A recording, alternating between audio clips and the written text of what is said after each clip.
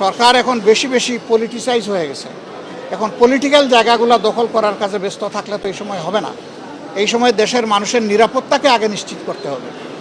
সাংবাদিক বন্ধুগণ, আপনারা সবাই কেমন আছেন?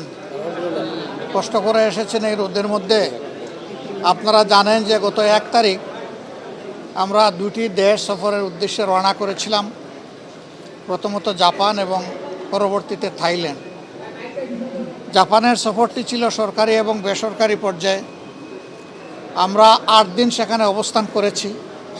এই অবস্থানকালে আমরা জাপান সরকারের পররাষ্ট্র মন্ত্রণালয়ের যিনি ভাইস মিনিস্টার, তার সাথে আমরা আলোচনা করেছি। এই আলোচনা খুবই অর্থবহ ছিল। আপনারা এও জানেন যে স্বাধীনতার পর জাপান 1972 সালের 1 জুলাই তাদের এমবেসি বাংলাদেশে স্থাপন করে এবং সেই থেকেই তারা আমাদের সাথে কাজ করে যাচ্ছেন। জাইকা আমাদের অন্যতম বড় উন্নয়ন পার্টনার, অংশীদার। তারা বিশ্বের 151টি দেশে কাজ করেন, কিন্তু বাংলাদেশ হচ্ছে তাদের দ্বিতীয় বৃহত্তম হাব। এদিক থেকে বাংলাদেশ তাদের কাছে খুবই গুরুত্বপূর্ণ। তাদের সাথেও আমাদের আলোচনা হয়েছে। এখানে সাউথ ইস্ট এশিয়ার যিনি ডিজি, তার সাথে ফ্রুটফুল বৈঠক হয়েছে। প্রত্যেকটি বৈঠকই 1 ঘন্টার কম, কোনোটাই স্থায়ী ছিল না। দীর্ঘ সময় ধরে অনেক বিষয়ে আমরা আলাপ আলোচনা করেছি। বাংলাদেশ এবং জাপান 2টি দেশ আরও ঘনিষ্ঠভাবে কাজ করার মাধ্যমে আমরা বাংলাদেশের উন্নয়নকে আরও কীভাবে বেশি নিশ্চিত করতে পারি, এগুলাই ছিল আমাদের আলোচনার মূল বিষয়বস্তু।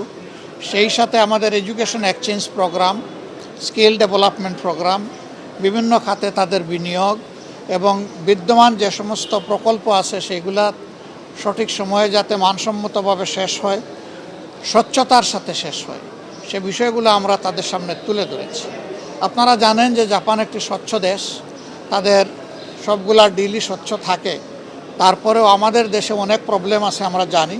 আমরা তাদেরকে এই বিষয়গুলো নজরে নেওয়ার অনুরোধ করেছি, যাতে তাদের অংশীদারিত্বের প্রত্যেকটি টাকাই গুনে গুনে কাজে লাগে, তার কোনো অপব্যবহার না হয়, অপচয় না হয়, দুর্নীতি না হয়, এখান থেকে লুটপাট না হয়। তারাও আমাদের সাথে একমত যে এই বিষয়ে তারা তাদের দিক থেকে সর্বোচ্চ সতর্কতা তারা অবলম্বন করবেন। আমরা সিটি গভর্নরের সাথে মূলত বসেছিলাম তাদের ডিজাস্টার ম্যানেজমেন্ট এবং ওয়াটার সাপ্লাই এই 2টা বিষয়ে তারা কিভাবে এত বড় একটা সিটিকে ম্যানেজ করে এটা বোঝার জন্য। আপনারা জানেন জাপান হচ্ছে বিশ্বের সবচেয়ে বেশি এটাকে ভূমিকম্প প্রবণ এলাকা। আমরা থাকা অবস্থায় আমরা 8 দিন ছিলাম, এর মাঝে 6 দিনই ভূমিকম্প হয়েছে। এরকম একটা দেশের নাম হচ্ছে জাপান। সেই জাপান কিভাবে তাদের এত বড় ইনফ্রাস্ট্রাকচার ম্যানেজমেন্ট করে, এটা আমাদের বিশাল কিউরিওসিটি ছিল। সেই বিষয়ে অনেক কথা তাদের সাথে হয়েছে। আশা করি দেশের ভবিষ্যতে উন্নয়নে এগুলা কাজে লাগবে ইনশাআল্লাহ। এরপরে জাইকার সাথেও মিটিং হয়েছে। তাদের আরও সামনে অনেকগুলো বড় প্রকল্পের চিন্তা আছে। আমরা তাদেরকে বলেছি যে শুধুমাত্র আরবান ডেভেলপমেন্ট নয়, শহরে অবকাঠামো নয়, বরঞ্চ গ্রামীণ অবকাঠামো উন্নয়নেও তারা যেন ভূমিকা রাখতে পারে, যাতে আমাদের দেশে একটা সমান্তরাল ইউনিফর্ম একটা ডেভেলপমেন্টের পরিবেশ সৃষ্টি হয়। এরপরে আমরা অন্যতম একটা বড় দাতা সংস্থা, এটা বিশ্বের 3য় বৃহত্তম দাতা সংস্থা, যারা বাংলাদেশে 2টা অঙ্গনে কাজ করে। একটা লেপ্রোসি নির্মূলে কাজ করে, আরেকটা তারা আমাদের রোহিঙ্গাদের মধ্যে কাজ করে। রোহিঙ্গা শরণার্থী যারা আছেন, বাসাঞ্চলে তাদের কাজ আছে, উকিয়া এবং টেকনাফে তাদের কাজ আছে, আর সারা দেশে তাদের লেপ্রোসির উপরে কাজ আছে। তো এই বিষয়গুলো নিয়ে তাদের সাথে আমাদের ডিটেলস আলোচনা হয়েছে। তারা ক্লাইমেট চেঞ্জের, জলবায়ু পরিবর্তনের যে আমরা ওয়ার্স্ট ভিকটিম হয়েছি, এই ক্ষেত্রেও তারা অনেক কাজ করতে চায়। তারা একটা পরিবেশ চায়। আমরা তাদেরকে নিশ্চিত করেছি যে আমরা সরকারি দলে না বিরোধী দলে, এটা বড় কথা না। আমরা আমাদের দেশকে ভালোবাসি, আমরা আমাদের দেশের উন্নয়ন চাই।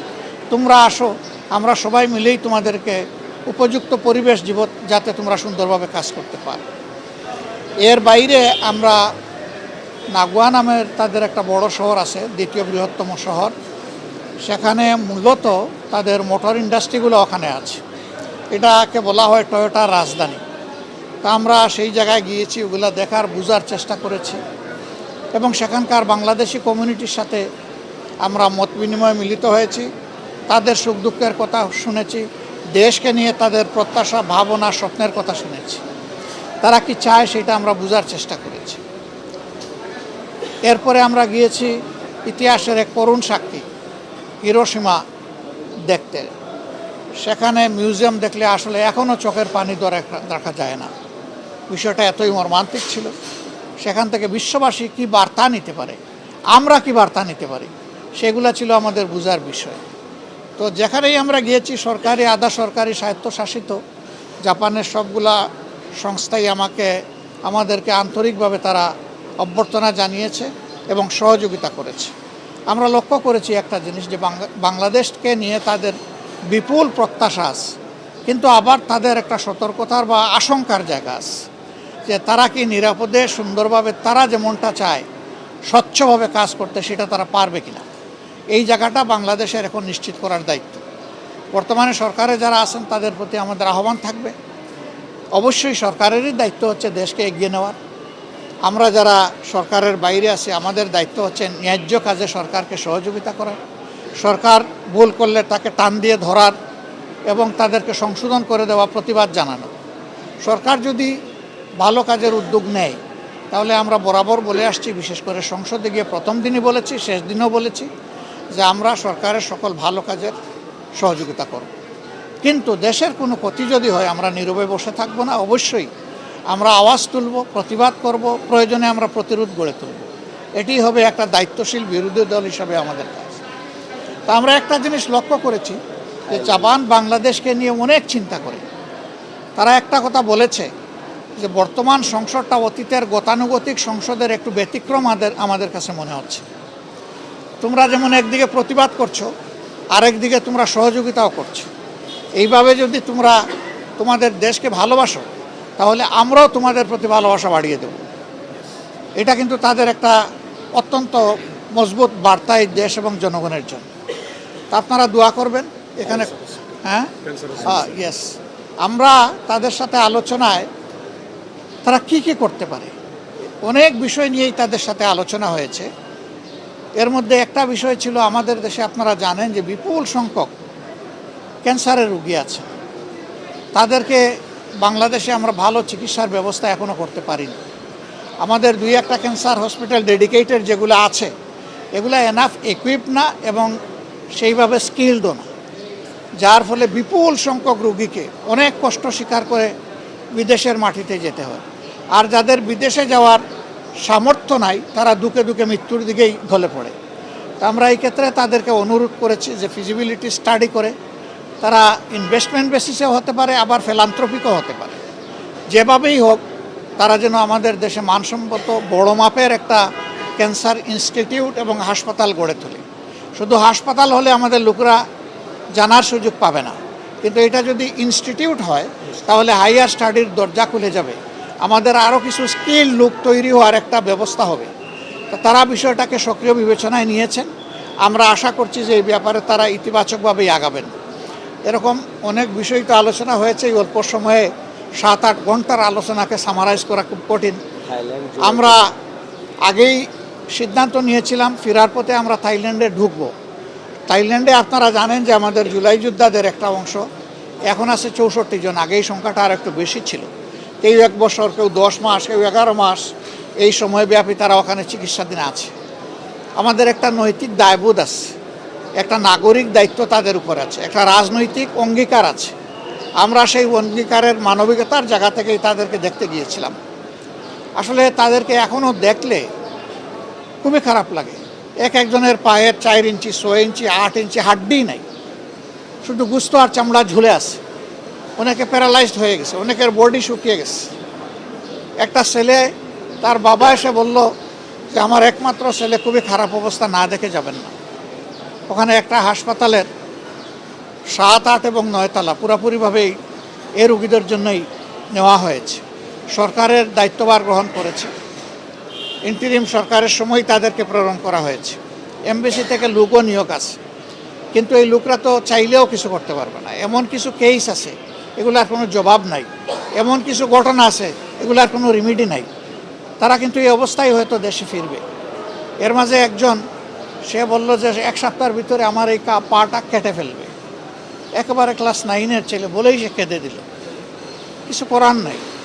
আমরা তাদেরকে শুধু সান্ত্বনা দিতে গিয়েছিলাম, তাদের কষ্ট আমরা ভাগাভাগি করতে গিয়েছিলাম, তাদেরকে এবং তাদের আত্মীয় স্বজনকে আমরা সান্ত্বনা দিতে গিয়েছিলাম।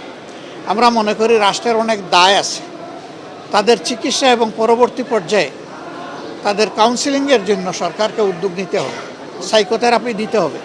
শুধু যে আহত হয়েছে তাকে না, গোটা পরিবার ট্রমাটাইজড, গোটা পরিবারকেই সাইকোথেরাপি দেওয়া লাগে। অনেকে এখনও ঘুমাইতে পারে না, সারা রাত সারাদিন সজাগ ছটফট করে বিছনার মধ্যে। আমরা সেই দেশের যারা চিকিৎসা সেবায় নিয়োজিত তাদের সাথে কথা বলেছি, তাদেরকে আমরা খুবই আন্তরিক পেয়েছি।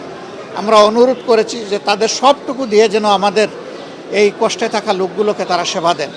আর আমাদের সরকারকে আমরা অনুরোধ করব তারা এবং আরও যারা বাকি আছে তাদের দায় আমাদেরকে নিতে হবে, সরকারকে নিতে হবে।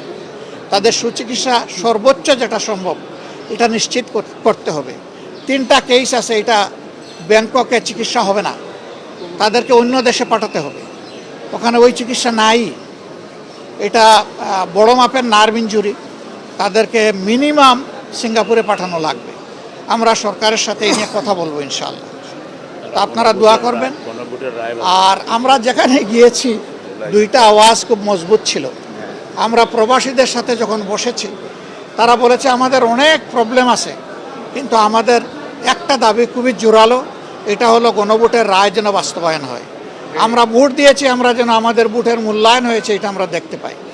আর এদেরকে যখন দেখতে গেলাম আজকে, আহতদেরকে, পঙ্গুদেরকে, এরা গলায় জড়াইয়ে ধরে বলল যদি সুস্থ হয়ে ফিরে যাই জাতির জন্য প্রয়োজন বারবার লড়াই করব। কিন্তু আমাদের গণভোটের রায় আর জুলাই সনদ 2টা যেন অক্ষরে বাস্তবায়ন হয়। এখানে একটু শুভঙ্করের ফাঁকি আছে, আমরা কোনো ফাঁকি মানি না। আমরা A to Z বাস্তবায়ন চাই, এটা ছিল তাদের বক্তব্য, তাদের দাবি। কোনো ফাঁকি ঝুঁকি চলবে না, সব কিছু আমাদের প্রত্যাশার আলোকে হতে হবে। তো এই মেসেজগুলো আমরা নিয়ে এসেছি। আমরা তাদেরকে সম্মান করি, ধারণ করি, পুরো দেশকে আমরা ভালোবাসি। আমরা সবাই মিলে ইনশাআল্লাহ দেশের সমস্যারও সমাধান করে সামনে এগিয়ে যাব এবং দেশের উন্নয়নে আমরা সবাই মিলে একসাথে কাজ করব। আপনার তো 2 প্রশ্ন, আর এর সাথে উনি পুশিনের কথা বলেছেন। প্রথমটা হলো যে আমরা এই বিষয়গুলা অবজার্ভ করছি, পর্যবেক্ষণ করছি। আমরা পর্যবেক্ষণ করে এই ব্যাপারে প্রতিবেশী দেশ হিসেবে আমাদের যেটা করণীয় সেটা আমরা করব। 2 নম্বর হচ্ছে যে এটা পশ্চিমবঙ্গ কেন, দুনিয়ার যে কোনো জায়গায় যদি কোনো নিরীহ মানব গোষ্ঠীর উপর কোনো ধরনের জুলুম করা হয় আমরা তার বিপক্ষে। এটা যদি এমনও হয় যে এমন কোনো দেশ আছে, গোষ্ঠী আছে যাদেরকে আমরা ভালোবাসি না, যারা আমাদের ক্ষতি করেছে, কিন্তু এখন তারা মজলুম, এই মজলুম যেখানে গেছে আমরা মজলুমের পক্ষে, এটাই আমাদের অবস্থা পরিষ্কার। 2 নম্বর হচ্ছে ইসলাম ধর্মকে সেখানে আইডেন্টিফাই আলাদা করা হবে কেন?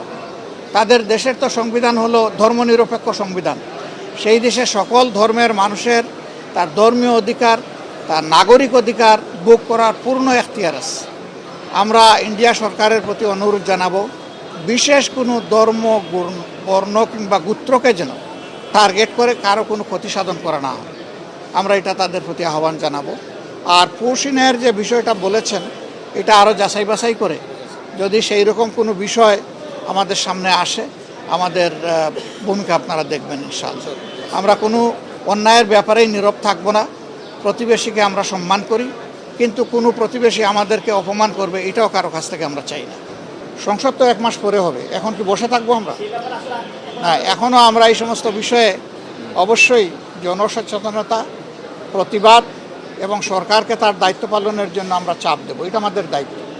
সরকার এখন বেশি পলিটিসাইজ হয়ে গেছে, এখন পলিটিক্যাল জায়গাগুলো দখল করার কাজে ব্যস্ত থাকলে তো এই সময় হবে না। এই সময় দেশের মানুষের নিরাপত্তাকে আগে নিশ্চিত করতে হবে। তা আমরা সরকারের প্রতি আহ্বান জানাবো, এখানে হলো 5 জন, তারপরে আরও কোন জায়গায় জানি এটা বোধহয় ইয়েতে এই নোয়াগাঁয় হলো 4 জন, চিটাঙ্গেলে 3 জন, সব গোলা কাটা। এগুলা কি? এরা কারা এগুলা করে পালিয়ে যায়? কোথায় যায়? কার লোক? কে শেল্টার দেয়? এগুলো অবশ্যই খুঁজে বের করতে হবে। এগুলো না হয় ফেসবুকে মানে যুদ্ধ চালাইলে তো হবে না। ফেসবুকের যুদ্ধ বাদ দিয়ে কালপিটদের বিরুদ্ধে এখন যুদ্ধে নামতে হবে সরকার, সেইটাই আমরা চাই। ধন্যবাদ ভাই আপনাদেরকে। আমি ভাই আসলে বাস্তব দেখে পদক্ষেপ নেওয়ার মানুষ। আমি মানে এখানে নেমেই নিয়ত করেছি, সম্ভব হলে আজকে ডুববো, না হলে কালকে ডুববো। আমি যাব পাইকারি বাজারে, আমি যাব খুচরা বাজারে, আমি যাব যেখান থেকে মালগুলো আসে, এটা 200 মাইল দূরে হলে ওখানেও যাব। ওখানে উৎপাদন স্থলে এটার দাম কত, এখানে আসার পরে পাইকারি মার্কেটে কত, তারপরে খুচরা মার্কেটে কত, এই তিনটা যাচাই করার পরে আমরা আমাদের ভূমিকা নিব ইনশাআল্লাহ।